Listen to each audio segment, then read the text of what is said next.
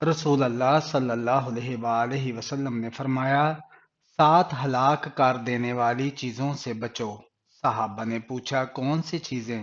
فرمایا، نمبر 1 شرک، نمبر 2 مال کی حرص، نمبر 3 قتل، نمبر 4 سود، نمبر 5 یتیم کا مال کھانا، نمبر 6 مارکے سے بھاگ جانا، نمبر 7 مومن عورتوں پر تہمت لگانا۔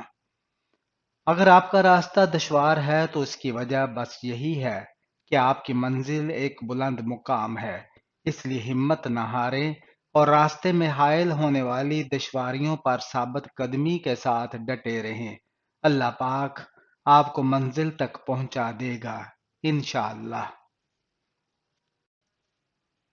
مومن کی آنکھوں کو اس سے بڑھ کر ٹھنڈا کرنے والی چیز کوئی اور نہیں کہ وہ اپنی بیوی اور اولاد کو اللہ کی اطاعت کرتا دیکھے۔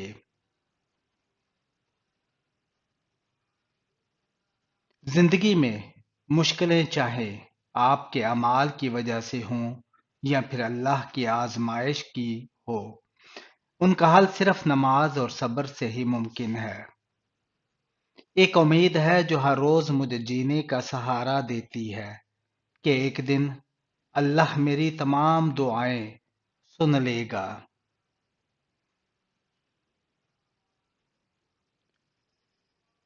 رسول اللہ صلی اللہ علیہ وآلہ وسلم نے فرمایا، اللہ تعالیٰ کا رشاد گرامی ہے، فرشتوں، اگر کوئی بندہ نیکی کرنا چاہے تو اس کے لیے ارادے ہی پر ایک نیکی لکھ دو، اور اگر اس پر عمل کر لے تو 10 گنا سے 700 گنا تک نیکی لکھو۔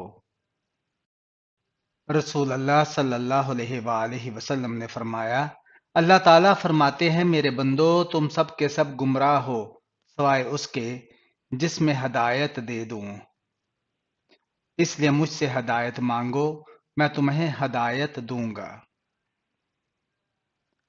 موسیٰ علیہ السلام یہ نہیں جانتے تھے کہ ان کے لیے دریا میں راستہ بنایا جائے گا، وہ بس یہ یقین رکھتے تھے کہ اللہ انہیں اکیلا نہیں چھوڑے گا، اور پھر ان کا یقین جیت گیا۔ توڑنا بہت آسان ہے، چاہے وہ بھروسہ ہو، مان ہو یا دل ہو۔ احساس اس وقت ہی ہوتا ہے جب مقافات عمل کی صورت میں کوئی ایسا کرے، لہذا توڑنے سے بہتر ہے جوڑ کر رکھیں۔ اللہ تعالیٰ تمہارے لیے 3 باتیں پسند نہیں کرتا: بلا وجہ کی گپ شپ، فضول خرچی اور لوگوں سے مانگنا۔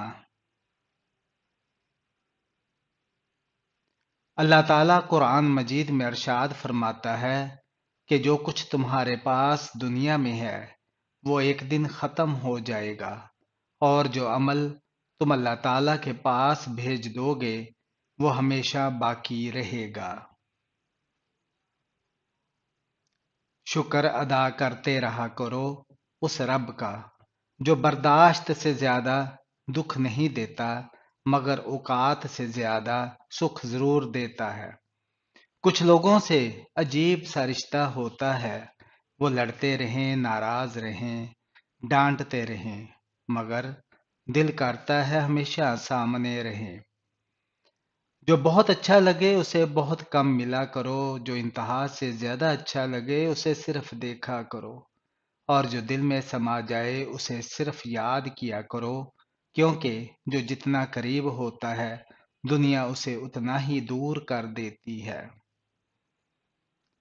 خاموش رہنا ہی بہتر ہے اس زمانے میں، لوگ لفظوں کا غلط مطلب نکال لیتے ہیں۔ صبر کیا ہے؟ بالکل خاموشی، کوئی شکوہ نہیں۔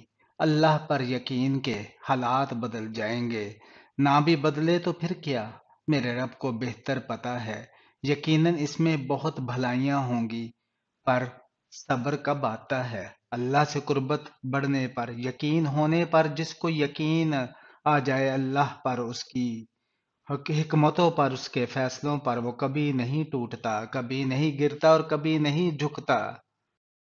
بہت سے لوگ اللہ کو ایک مانتے ہیں پر وہ اللہ پر یقین نہیں رکھتے، وہ اللہ کے فیصلوں کو قبول نہیں کرتے اور مایوس ہو جاتے ہیں، ٹوٹ جاتے ہیں۔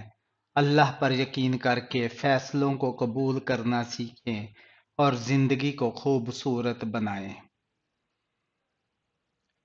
اگر لوگوں کو فجر اور عشاء کی نماز کا ثواب معلوم ہو جائے تو گھٹنوں کے بل گھسٹتے ہوئے مسجد میں آئیں۔ ہرنی شیر سے زیادہ تیز رفتار ہوتی ہے لیکن شکار ہو جاتی ہے، کیونکہ بار بار وہ پیچھے مڑ کر دیکھتی ہے کہ شیر کہاں تک پہنچا۔ ایسا کرنے سے اس کی رفتار کم ہو جاتی ہے۔ بالکل اسی طرح جب ہم زندگی کے سفر پر رواں دواں ہوں تو بار بار ماضی میں جھانکنے سے ہمارا صرف اور صرف نقصان ہوتا ہے۔ ہر رات میری آنکھیں انہی سوچوں میں گم ہو جاتی ہیں کہ میرا مقصد حیات کیا تھا اور مجھے تھکا کن کاموں نے دیا۔ اگر کوئی شخص اپنی ساری برائیوں پر قابو پانا چاہتا ہے تو وہ سچ بولنا شروع کر دے۔ اس دنیا میں تمہیں صرف جانچا جا رہا ہے، لیکن پیدا تمہیں کسی اور جگہ کے لیے کیا گیا ہے۔ آگے بڑھنا اچھی بات ہے، لیکن انسان کو آگے بڑھنے کے لیے سازش کی نہیں بلکہ کاوش کی ضرورت ہوتی ہے۔ عجیب ہے، اس دنیا کے لوگ بات کو پکڑ کر انسان کو چھوڑ دیتے ہیں۔